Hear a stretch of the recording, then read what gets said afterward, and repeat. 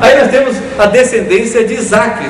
Isaac tem um filho gêmeos com a Rebeca, né? Lá em Gênesis 25, vamos lá, só para nos colocarmos aqui na história do passado de Israel à luz da Bíblia, capítulo 25, verso 19, que diz assim: e estas são as gerações de Isaac, filho de Abraão. Abraão gerou a Isaac, e era Isaac da idade de 40 anos, quando tomou por mulher a Rebeca, a filha de Betuel arameu de Padã Arã, irmã de Labão arameu. Tudo na família aqui também. E Isaac orou insistentemente ao Senhor por sua mulher, porquanto era o quê? Estéril, não podia ter filhos. E o Senhor ouviu as suas orações, e Rebeca, sua mulher, concebeu. Olha só, ele fez uma semana de oração e na outra a mulher estava grávida. Que maravilha, né? Não foi assim não. 20 anos de intercessão, 20 anos orando o mesmo pedido. Já parou para pensar nisso? Isso é perseverança. 20 anos. E aí veio o resultado, né? Olha só o que diz.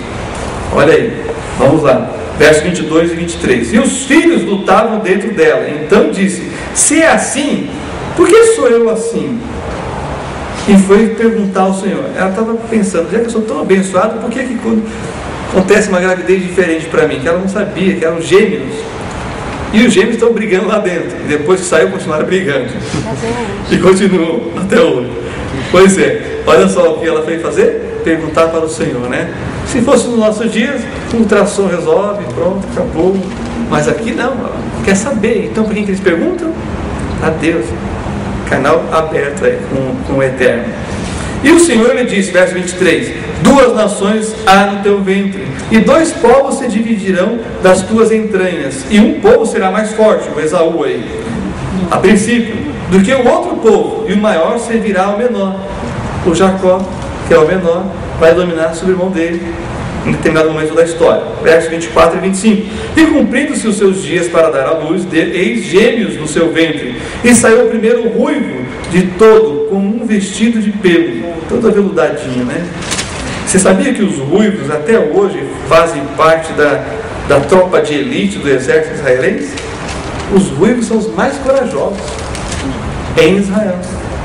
Quando nasce ruivo e vai para o exército, já vai para a tropa de elite lá do exército israelense. Eles é que entram nos lugares mais perigosos primeiro. Interessantíssimo isso. Por isso que ele era bravo, Esaú, e caçador, né? Por isso chamaram o seu nome Esaú. E depois saiu seu irmão agarrado a sua mão ao calcanhar de Esaú. Por isso se chamou seu nome Jacó, que é o suplantador, né? Aquele que está agarrado no outro aí. E era Isaac da idade de 60 anos quando os gerou. Dos 40 até os 60 ele orou. E aí então 20 anos depois veio a bênção em dose dupla. Pois bem, aí nós temos a escolha de Jacó. Vamos lá para o capítulo 28, versos 16 e 17. 28, 16 e 17. Acordando, pois, Jacó do seu sono, disse: na verdade o Senhor está neste lugar e eu não o sabia. E temeu e disse: quão terrível é este lugar! Este não é outro lugar senão a casa de Deus, e esta é a porta dos céus. Que coisa interessante. Por que ele teve essa conclusão depois dessa revelação através do sonho? Olha só, no verso 12. E sonhou, e eis uma escada posta na terra, cujo topo tocava nos céus, e eis que os anjos de Deus subiam e desciam por ela. E eis que o Senhor estava em cima dela e disse: eu sou o Senhor Deus de Abraão, teu pai, e o Deus de Isaac. Esta terra em que estás deitado darei a ti e a tua descendência. Deus confirma a promessa agora para Jacó.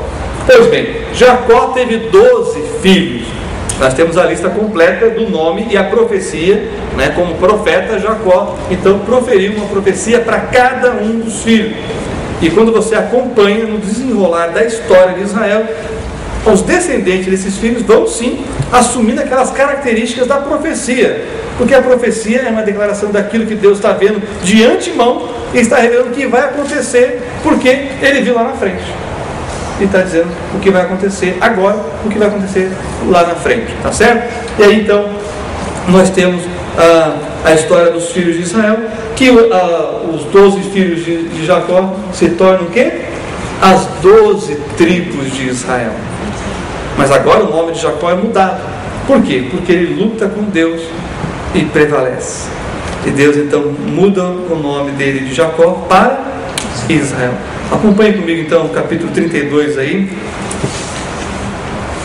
o verso 28, que diz assim: Então disse, não te chamarás mais Jacó, mas Israel, pois como príncipe lutaste com Deus e com os homens e prevaleceste.